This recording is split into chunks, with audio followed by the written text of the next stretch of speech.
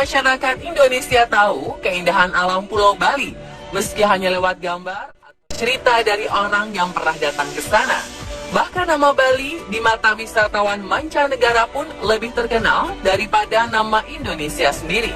Hal ini wajar terjadi karena Pulau Dewata memang memiliki berbagai keindahan alam yang berpadu harmonis dengan budaya lokal yang ada. Kita semua tahu, mayoritas masyarakat Bali memeluk agama Hindu. Hal ini tercermin dalam berbagai upacara dan adat istiadat di kehidupan sehari-hari. Namun, di antara pemeluk agama Hindu, terselip penganut Katolik dan mereka bergandengan erat hingga kini menjalani aspek kehidupan serta berbaur mempertahankan tradisi yang ada. Salah satu penganut agama Kristen Katolik pertama di Pulau Dewata terletak di Banjar Tuka, Desa Dalung.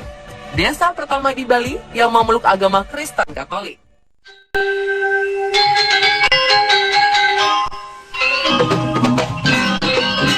Jika kita datang ke Banjar Tuka, sekilas tidak ada yang berbeda dengan desa-desa Bali pada umumnya. Namun faktanya, ternyata mayoritas warga desa di sini memeluk agama Kristen Katolik.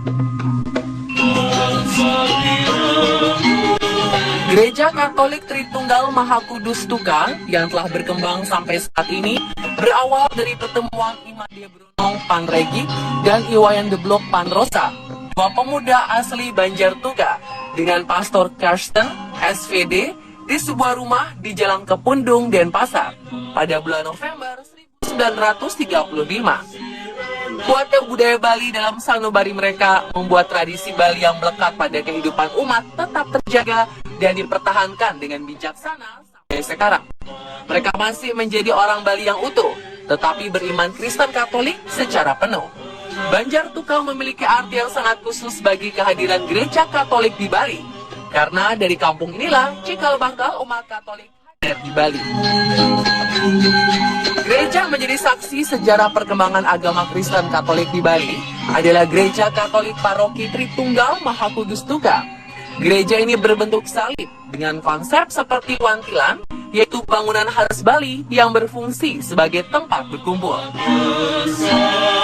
Nah, karena kita di Bali, kita ambil aja bangunan model Bali, yaitu sebuah wantilan. Bentuknya kalau lihat dari atas, dasarnya itu berupa salib. Tapi karena umatnya makin lama makin banyak, maka di samping-samping, kiri kanan, ditambah lagi emper. Ya, dan ini emper itu. Emper kiri kanan.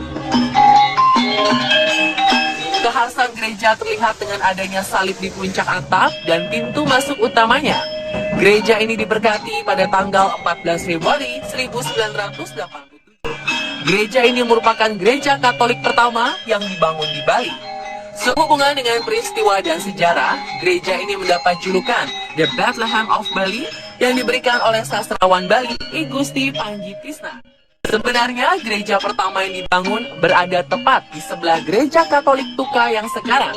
Peletakan batu pertama saat pendirian gereja perdana di Tuka ini dilakukan tanggal 12 Juli 1936. Dan pada tanggal 14 Februari 1937, gereja ini diresmikan oleh Monsignor Abraham dari Michigan City, Amerika Serikat. Karena umatnya semakin banyak, maka didirikanlah bangunan yang lebih besar seperti sekarang ini. Berbeda dengan bangunan gereja pada umumnya, arsitektur tradisional Bali sangat melekat di gereja ini.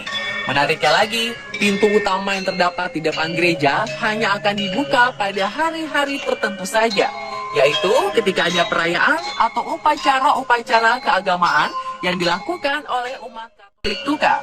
Begitu pula ruang suci yang ada di dalam gereja. Pintu ruang suci ini pun dibuka pada saat ibadah atau misa saja. Gedung gereja yang berbentuk wantilan ini memiliki sisi-sisi yang terbuka dan atap bertingkat. Bali sangat melekat pada bangunan gereja yang bisa kita lihat dari ornamen-ornamen ukirannya. Uniknya lagi, setiap ada upacara keagamaan di gereja Katolik Tuka ini selalu dimeriahkan dengan hiasan-hiasan dan persembahan yang indah khas orang Bali sebagai wujud ungkapan syukur.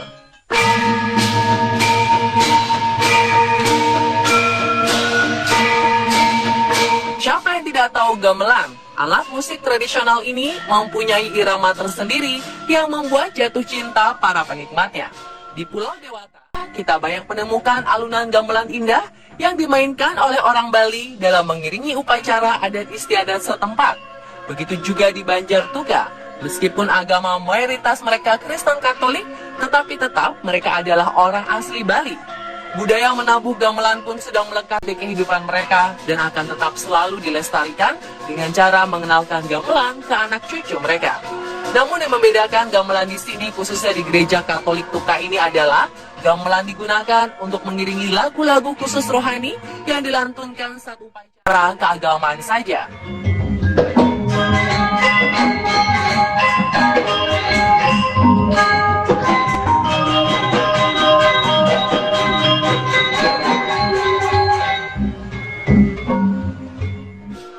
Gamelan pun tetap mempertahankan nuansa Bali yang khas di setiap irama. Uniknya lagi, penabuh gamelan yang biasa mengiringi kegiatan upacara di gereja tidak selalu semua orang yang beragama Kristen Katolik. Namun, ada juga warga yang beragama Hindu turut serta menabuh gamelan. Hal ini menunjukkan adanya toleransi beragama dan juga menjadi ajang solidaritas antar umat beragama di desa ini. Selain budaya menabuh gamelan, ada juga sanggar tari yang dibentuk untuk melestarikan seni tari di Banjartuka ini. Yang membedakan di sini adalah tarian-tariannya hanya dipentaskan di acara keagamaan Gereja Katolik Tuka. Salah satunya adalah tari Sekarwangi yang hanya dibawakan pada saat upacara besar saja, dan tarian ini hanya ada di Banjartuka.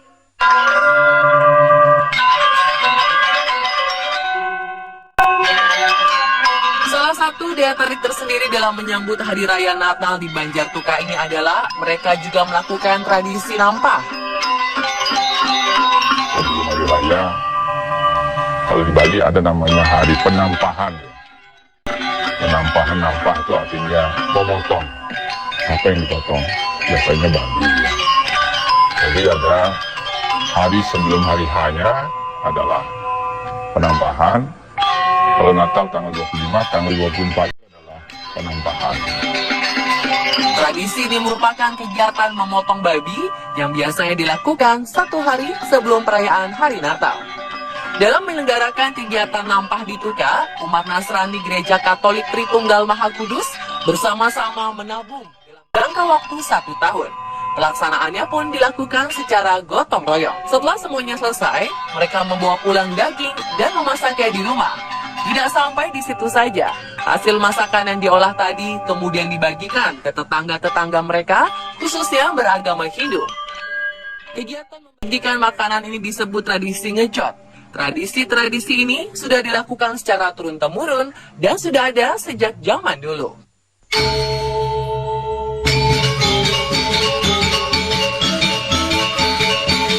Jika kita datang ke Pulau Bali, pasti banyak melihat penjor di tepi jalan atau dipasang di depan pura-pura pada saat upacara.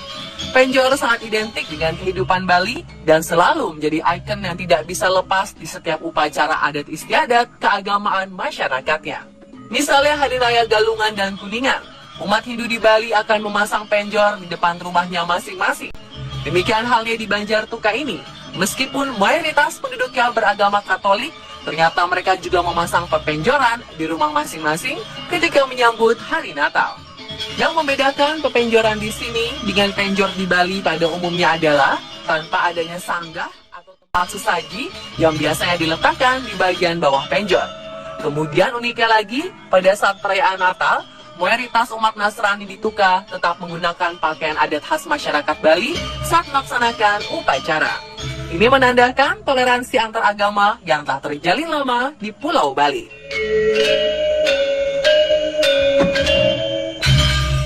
Pemirsa, itulah keunikan-keunikan yang ada di Banjartuka versi on the spot.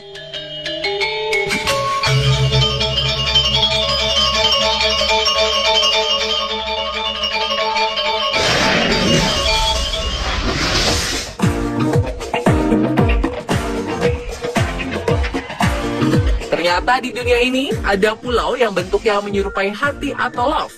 Ada pula